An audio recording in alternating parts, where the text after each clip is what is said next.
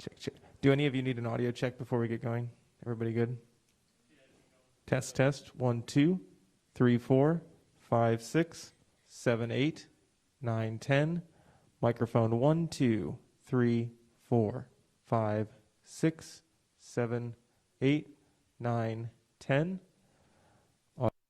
1, 2, 3, 4, 5, 6, 8, 9, 10. Good? Cool.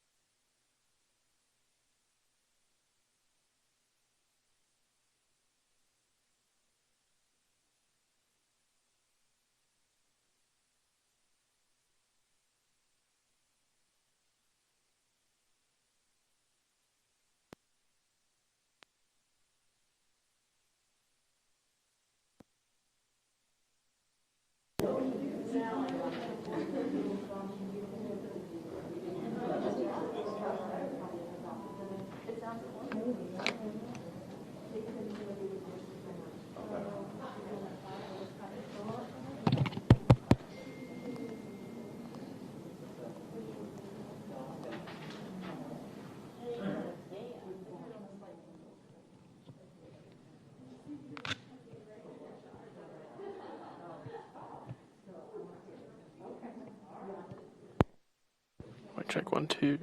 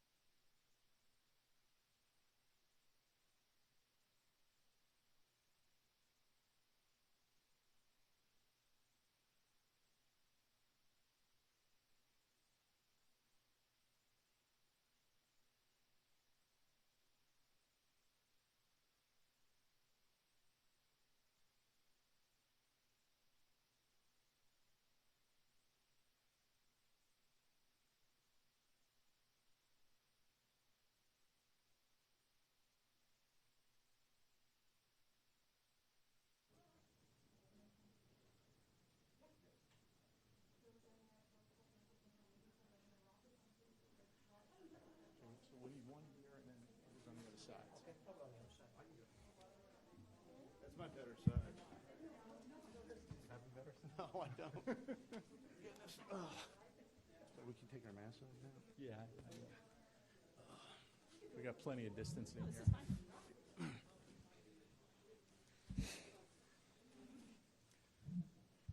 Well, good afternoon. I want to thank Dr. Antonacci for having us back at Lee Health.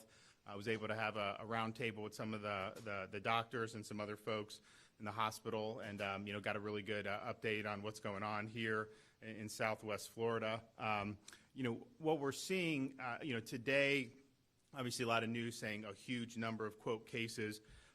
Really nothing has changed in the past week in terms of we had a big test dump.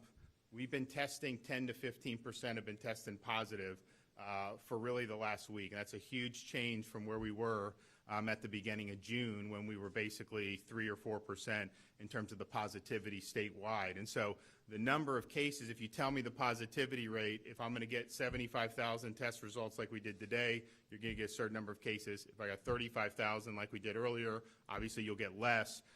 But that's really what we're seeing in terms of an increased positivity rate, which is one of the major factors that's driving the quote cases. The last week of May, the positivity rate statewide was about 3% of all test results that were coming in were positive. And so that was very good. I mean, obviously we saw the cases go up in March, throughout April, then start to decline. And then the positivity, once we got into May, was really low and steady for all of May and then into early June. We started to see a little bit of an increase in the positivity that second week of June.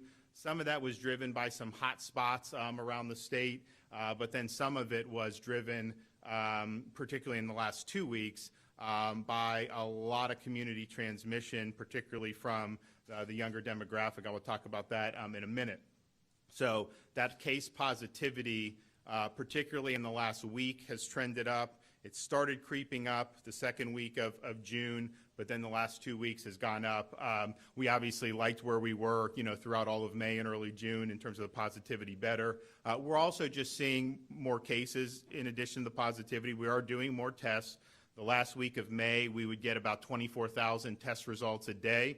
The last 7 days, we've gotten 45,000 test results a day. So that's a pretty good clip in terms of getting test results in. And of course, if you have a stable positivity rate, the more tests you do, obviously the more cases you'll discover. If our positivity rate was back down in the 3, 4, 5% range, we would definitely be getting more cases today than we were in May, just simply because we're testing more. So higher positivity, more number of tests. And then really probably the most significant change we've seen is a radical change in the median age of people who are testing positive. When we started at the beginning of March, really starting to test, the median age was in the 60s. Half the tests positive were people 60 or over. Started going throughout most of April and May, usually in the low to mid 50s. And then really in the last 2 to 3 weeks, you've seen a dramatic decline. First, it went to like 38, 37. Now it consistently is 33, 34, 35. And so if you have a day where you have a median age of 33, it means half of the positive test results that come in are under that age. And so you're talking about a lot of people in their 20s, in particular, early 30s. And then even the ones who are above that median age, we're seeing a lot of people in their late 30s and in their 40s. Now, those groups, by and large, are going to be much less at risk for really serious consequences, as we know with this virus. In the state of Florida, we've had, I think, about 86% of all the COVID-related fatalities have been in the age group of 65 or older. And there have been more COVID-linked fatalities over the age of 90 than there have been under the age of 65. So by and large, when you're talking about folks 55 and under, but certainly 35 and under, you're talking about a much less of a risk group. Now, of course, if you have significant conditions, this is something that could certainly aggregate that. But that is really what we're seeing. And the community transmission is being driven by that 18 to 35-year-old group. In fact, the positivity rate for 15 to 44, so a little bit broader than that, is getting close to 20%. So that's a lot different than where we were, at the beginning of June. And if you go from June 1st until now, the number of cases from 25 to 34 have almost tripled just in less than a month now. So that's a really, really big group of folks. Part of, I think, the message is most of these people are asymptomatic. Most of them, if they do have symptoms, will be so mild that they would not even need to seek medical attention. But you are somebody that would potentially be able to spread the virus to more vulnerable groups. And so we want to send the message to folks, in the younger demographic to understand that while this may not be affecting you negatively at the minute if you're carrying it, by passing it along to folks who may have some health issues or may be advanced in age, that really could affect them very much. And so we just want to continue to remind people that. When we started doing things in March, the goal, remember, was to, quote, flatten the curve. We wanted to preserve the healthcare system and its resources from being overwhelmed by the results of the virus. And, Florida was able to do that. I mean, we were predicted to have hundreds of thousands of hospitalizations by the third week of April. We had a small fraction of that. What that is, now, when you flatten the curve, you don't have less infections necessarily. You just spread them out over a longer period of time. But I think what it's allowed us to do, and I think Larry can talk about it as well, is we're in a much better position to be able to handle what would come down the pike. Remember, in March, there was a question about whether there would be enough PPE for folks in hospitals to be able to do. PPE is much better shape today than it was in March and April. In March, we didn't even know sometimes you wouldn't even be able to test people. The tests weren't widely available. They were usually only reserved for people that were symptomatic and that were older. Well, now we have mass testing. Obviously, that's one of the reasons we're seeing a lot of positive cases in the younger asymptomatic group, because you don't have to have symptoms to go get a test. Well, hospitals can test anyone coming in. When someone comes in for a procedure, if they're going to be hospitalized for something other than COVID, they're still being tested for COVID. And so you have the ability to do that in a way that just wasn't present in March. There's also better treatments, better ways to deal with patients. I think the physicians have learned a lot. You do have things like remdesivir that's being used that I think is proven to have some positive effects, which is very, very good. And then it's also given us time to do even more to protect residents of long-term care facilities. So here at Lee Health, they have one of a number of facilities around the state which the state has really worked to help set up in conjunction with systems like Lee Health, as well as with other skilled nursing facilities, to have COVID-only nursing facilities, so that if you have an outbreak at a long-term care facility, not all of those patients will require hospitalization, but if they're contagious, you don't want to leave them in the nursing home and then make the outbreak worse. So you have a place here at Lee Health. There's other places around the state where those folks can be put and have a safe place where they'll be able to be isolated, and that's a really, really good thing. So we do have that, and so it's certainly way better shape in terms of handling this than we were at the time. We've heard a lot about social distance over the last few months. Well, I guess most of the last few months. There was a couple weeks period there where people weren't talking about it when you had some big gatherings out there. But to me, given what's going on with the younger demographic, seeing how you have more spread amongst people under the age of 40, it's really important for folks who may be in some of those vulnerable groups to really understand that you're seeing more community transmission amongst the younger groups.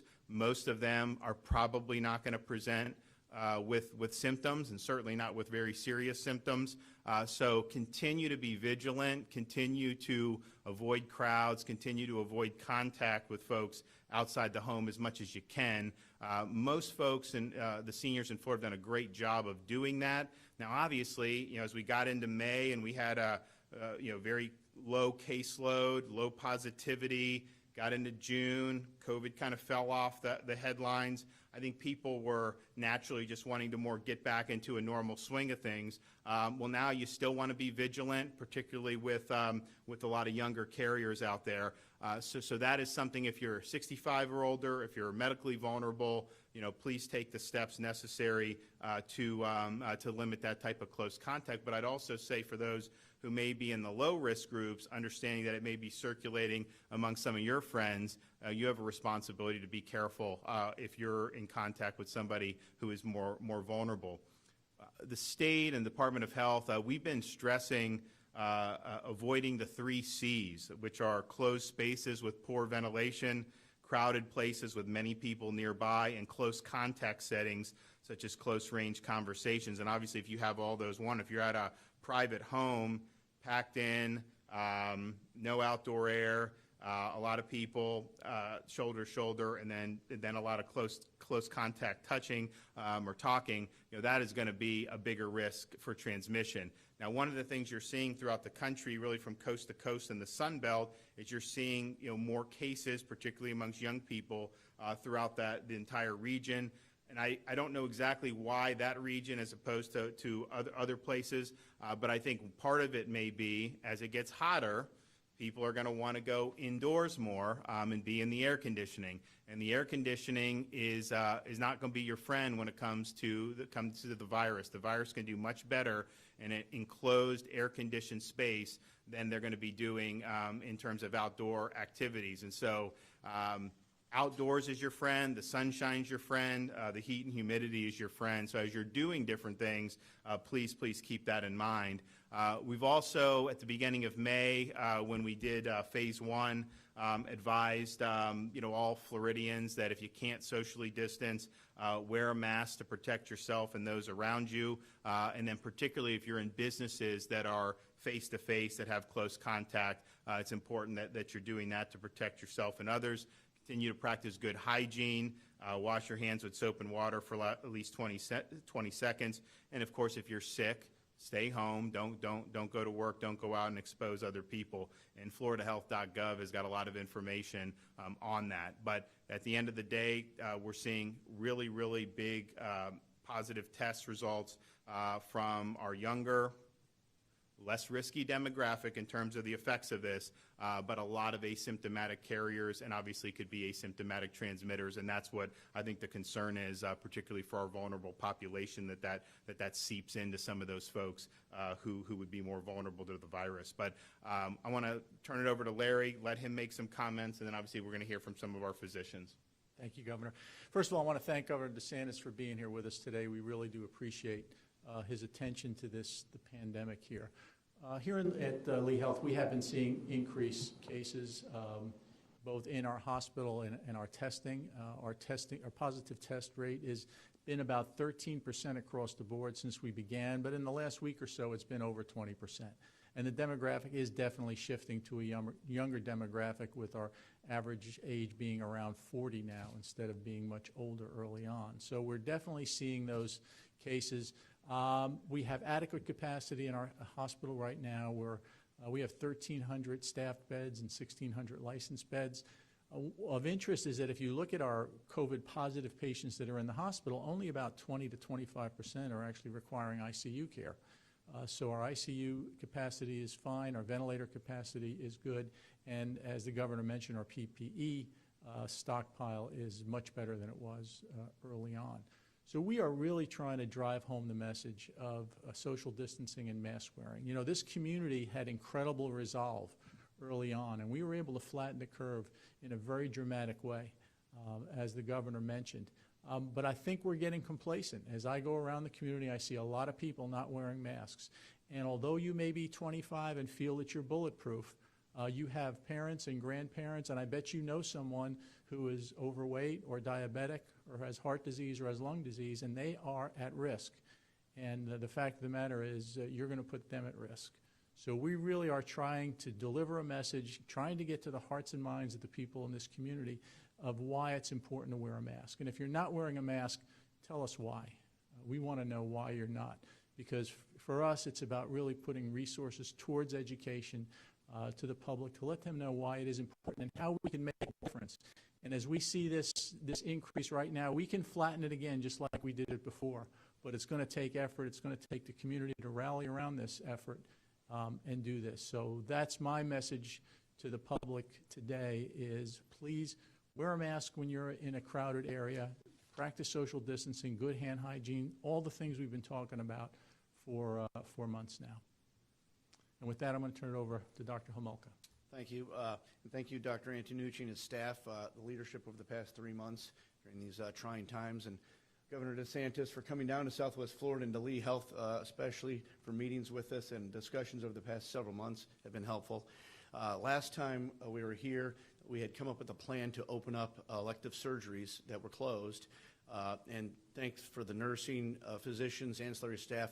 We put those plans into action, ramped them up over several weeks to the point where we're doing a lot of elective surgery now, not quite 100%, but we've made a long way. And I think most patients are very happy. They feel very safe. They're very confident. And I think going forward, hopefully we'll get to where we were before. And I think patients should just realize that safe place to come and feel confident in their care that they're going to get here and that they'll be safe when they're here. And hopefully we'll get to a normal or a new normal very soon. Thank you. Dr. Mahalik. Thank you very much, Larry. John Mahalik, orthopedic surgery. Thank you again to Governor DeSantis for his leadership through this trying time.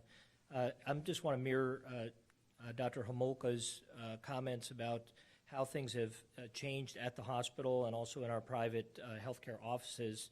So in the private healthcare offices, also in the hospital, just expect that when you see your healthcare practitioner, you're going to be asked to wear a mask. You're going to be asked to socially distance in our waiting rooms, in our lobbies. When you come to those facilities, please expect that you won't be able to bring extra people with you to your visits so that we don't unnecessarily crowd too many people into a smaller space and potentially prevent even further spread. Certainly you're going to be screened for any symptoms you may have or any comorbidities that might put you at risk. And then just to mirror what Dr. Homolka had said as well about the elective surgery side, we still treat all patients that are going to have elective surgery as if they are potentially infected. So patients are asked to wear masks. All the healthcare workers wear masks. We all practice good hand hygiene and make sure that we make the lowest risk possible to the patient and to the community so we can continue to provide important health care. One of the messages we tried to spread last time was that the impact of the virus is far beyond the number of cases. If people don't seek proper medical care and aren't able to have timely care, then people suffer in other ways that may be more serious than the virus itself. So just wanted to put that message out there that it's still, even though there's a rise in cases and there's a rise in positivity, that it's safe to come to your doctor's office, safe to come to your healthcare facilities, and seek care in this safe environment. Thank you. Thank you. Dr. Stovall. Hi, good afternoon. Governor, thank you for coming today. Thank you for your support of our facility. And Dr. Antonucci, thank you for your leadership as well. As a member of the Infection Prevention Leadership Team and part of the Incident Command Center, I can tell you that we started off all of our meetings throughout this entire pandemic with two goals in mind. We have to provide the care that our community partners need. We need to be sure that we're there for our patients and their families. And in order to do that, we have to care just as much about the people that work in our system, the medical staff that work for us and the medical staff that work with us, as well as our own staff that we employ here. So our goals are to keep everyone safe. And the best way that we can implore you to help us do that and to partner with us is to do the things that Dr. Antonucci spoke about. We can all be a risk to someone else, and while we may not feel bad, we can be a risk to those people around us. And so we're asking for responsible actions. We want you to live your life, not in fear. This is a new normal that we've all had to get used to. So we don't want you to be fearful. But we do want you to take those things that we know will help lessen disease and flatten the curve like our governor has talked about. So thank you for your part in helping us to keep our healthcare workers and your neighbors healthy. Great. Well, I want to thank Lee Health again for being here. It's great to be in Southwest Florida. And just to underscore what Dr. Antonucci said about there was a great job done really all throughout the state of Florida. March and April had a tremendous May, very low, steady as she go positivity, low caseload, and even really into the first week of June. And then the last 3 weeks, we've seen it change. Well, I think now this is back in the news. I think people understand. And look, it was natural. It wasn't much. I mean, I would do press events in May. I would never be asked about coronavirus. It was about, all these other things. Now it's something that so I think people just naturally, just assumed it was behind us. Viruses don't necessarily just go away, and so I think we're seeing that now. So we have an ability to just do some very easy things, just be very vigilant, and I think it'll really make a big difference. And with that, take some questions. Governor. Sure. So the experts, first of all, Morgan Reiner with Wink News, good afternoon. The experts sitting next to you at this very table and across the country, across the world, agree that masks save lives. They stop the spread of the disease. Why not mandate it? Well, I don't think Larry is saying to mandate it. I think he's told me he thinks it's something that we provide education. We did an advisory at the beginning of May, and we've advised.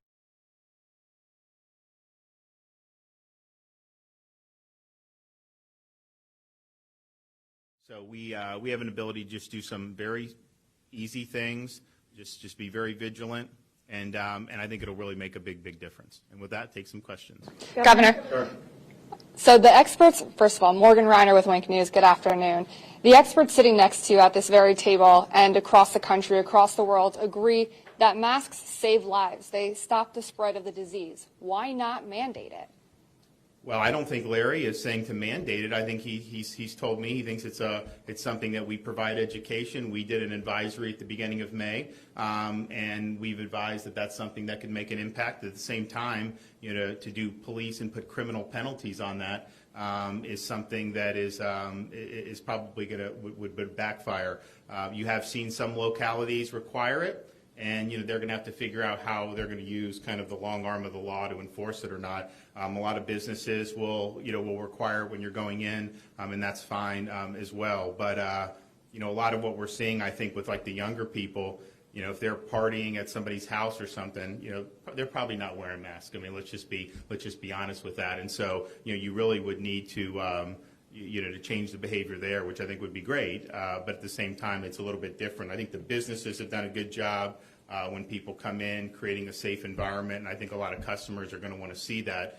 So they have every incentive to want to do it. So, we're going to continue to put out the messaging. We're going to continue to put out the guidance. And we're going to trust people to make good decisions. And then Another question here. Sarah Gerard with Wink News.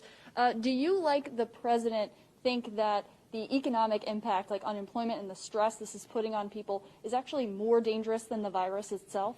I mean, I wouldn't even put it in those terms. I mean, we know a lot more about the virus now than we did at the beginning of March. We understand, if you look at, Florida, the incidence in terms of mortality and morbidity is dramatic in terms of the ages it affects versus the ages that typically have much lower impacts. And so my view has been, and that's why we've done so much with the long-term care facilities. Some other states did it a different way. I think the way we did it has been successful. That's why we're doing all these things to have skilled nursing facilities that are COVID only, to be able to have a safe place for folks to be able to isolate so that they don't infect other nursing home residents.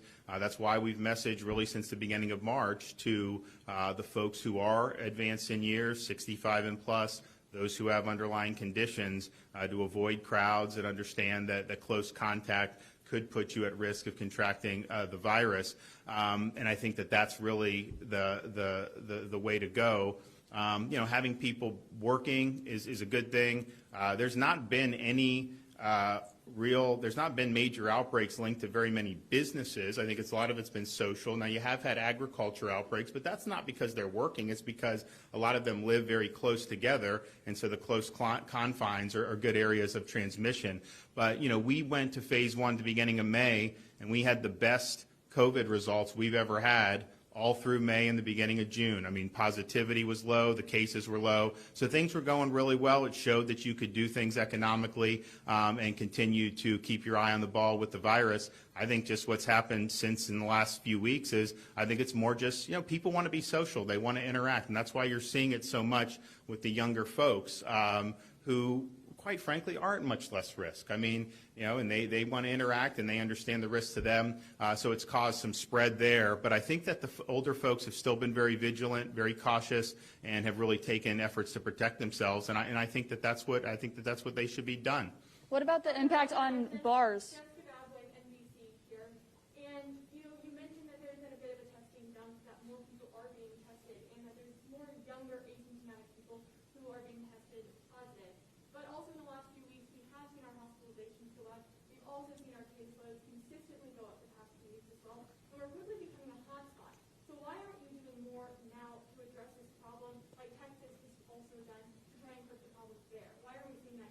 Like what? What do you mean? What did Texas do? Well, Texas is pausing their reopening. They've added more limitations at places like bars and outdoor gatherings. Did you see what the DBPR secretary did this morning? I did, absolutely, but... Okay, well, so Texas did that, and then they just did that. So what else has Texas done? Well, look, there's a Twitter hashtag right now with people in our community all over the state saying they're asking for you to resign because you haven't done enough. So there's a lot of concerns in this community. Whether or not I'm asking how you're planning to address that. Because right now all I've seen is that you're asking people to wear masks and keep distance and stay vigilant. And all that's fantastic, but there's a lot of real concern in our community right now, so I'm just trying to get those answers. Right, and so one of the reasons why we're coming here, one of the reasons why we're showing, what we're doing is because we want to continue to advise folks of where we're seeing the issues in terms of the transmission, which is in the younger demographic, which is in the social situations, we believe, which just naturally occurs. You did see major action taken by DBPR, and that you didn't admit that until I told you about it. And then you've seen other things that are going to continue to be done. These nursing facilities that we've done. Larry, what do you have? 50 patients there boarding them, mid-30s. That's huge to take action to protect our most vulnerable. And we're going to continue to take action to protect those who really are the ones who are vulnerable to this virus, and we're going to continue to do that. And we've stepped up our ability to do that since May, and actually even since June, because we've brought more of these facilities on. That's what you want to do to keep people safe. But I want to see the positivity rate go down, but at the same time, an individual case, to me, I've said from the beginning, is not the most important thing, to look at, because as you see the cases shift younger, that's not going to be as significant clinically as if you have nursing home outbreaks or outbreaks amongst elderly who are going to be more vulnerable. Governor Ron DeSantis, Sorry. Lane with Fox 4 News. I just have a quick question. Piggybacking off what the DPVR did, are we going to see more measures, whether it's scaling back capacity at restaurants? No. So here's the thing. Not the phase one, when people follow the guidelines, we've not had any problems. You've not had any issues. The reason why DBPR took it is because you had people that weren't following it. There was widespread noncompliance, and that led to issues. And so folks just follow the guidelines. We're going to be in good shape. When you depart from that, then it becomes problematic. And so I think that that's been clear from the beginning. Remember, beginning of May, we went to this. You didn't see any problems. Very, very good, solid May, beginning of June. Now you've started to see more, but part of that is less business than it is social interactions. Governor. Governor. We've been talking to. I've been meeting with NBC2 here. You said that we want to trust people to make the right decisions, follow the advisories, wear masks, but it also said that people haven't been complying with the guidelines. Younger people aren't wearing masks. Can people be trusted to do the right thing and wear a mask voluntarily? So I think that I think when people saw this fall off out of the news, May wasn't as big, at least in Florida, people weren't talking about it as much. Then you had 2 weeks of protests where nobody was talking about it really. It was like coronavirus was no longer here. I think that people looked at that and decided, yeah, let's kind of, we're back to normal. Let's kind of go back and do our thing. And I think now people understand that, you still need to be able to do the basic social distancing and just take the basic precautions to be able to protect yourself, but particularly your family members. I mean, that's really something that's very, very important. And, there's been areas where, for example, we had a 10-person gathering mandate, a limit, a prohibition in place statewide until, I believe, June 4th. Were there gatherings bigger than 10 people going around? Did you ever see that? Yeah, I think you did. They're still in place in South Florida. I know you've seen a lot of big gatherings there. And so the idea that you're just going to mandate and selectively prosecute people, I don't think that that's necessarily going to work. I do think what will work is, consistent messaging, letting people know what they can do to help protect themselves and to protect others. And then you obviously can have local folks, if they want to do different ordinances. Quite frankly, there's parts of Florida where it just wouldn't make sense. Because you don't have the same cases. It's not something where the incidence is as high, and I think it would present some problems. You've also had some sheriffs come out saying they won't enforce any types of those mandates. So I think at the end of the day, we advised it, almost 2 months ago. We've continued to do it, and I think that's the better approach than to try to prosecute someone criminally for it. Governor, do you have any reaction to the quarantine measures that have been put in place by other states for people traveling from Florida to, say, New York, New Jersey, Connecticut? Do you agree with those measures? Or are you concerned it might hurt tourism because people might not want to come here? Well, look, when we did that from New York, we were in a situation where most of the people fleeing there were going to southern Florida. So it wasn't just doing it for my health. I think we were doing it because we were concerned that was going to accelerate the outbreak in southern Florida. Obviously, we don't have as much concern about that. I think the virus has run its course in New York, and so that was why we did it. They got to do what they got to do, but I'd say our situation here, is much different than what you were seeing in New York City. If you compare the fatality rate per capita between Florida and New York, they have 10 times more fatalities per capita than we do. We are testing a lot of people. Obviously, we're getting a lot of younger asymptomatic people testing positive. But in terms of the disease burden, it was much different there than it is here. Now, obviously, we want to continue to work to have fewer folks in that younger demographic test positive. We are working on that. I know folks throughout the state are working on that as well. But that's a different problem, I think, than what you saw earlier. And I think they did a thing with the Vice President, Dr. Birx, today, talking about what's going on in the Sun Belt. And just pointing out, we've seen a lot of dramatic case increases. We've not necessarily seen, as dire clinical consequences as you saw in those areas. And she made the point that it is a little bit different. So, but we are very much in the fight, as we've been the whole time. We have great capacity with our healthcare system. Not only here, what Larry has around the state, very, very good. They're well positioned to help people, if they need help. We have the adequate PPE. We have mass testing. Anyone that comes in the hospital can get tested now. The treatments have been a lot better. And, we've done even more to protect the most vulnerable in our long-term care facilities. And so much better position now to be able to help folks to the extent that they would need help. But obviously, we want to make sure that we're taking the measures like they did the first time going through March and April. And at the end of the day, folks understand the issue now. They understand it's back. They understand that it's something that we've got to deal with, and I think a lot of people are going to want to do that. So I really appreciate folks like Lee Health, what you've done to put forth a very strong, consistent message to the community, and we're going to continue working with them and other folks to make sure that the message continues to get out, and that folks will will heed some of the advice. A lot of this stuff is very simple. These are not earth-shattering actions that need to be taken. A lot of simple actions can go a very long way, and particularly for folks who may be in those younger demographics, it can make a big, big difference. All right, thank you. Governor, I have one more question.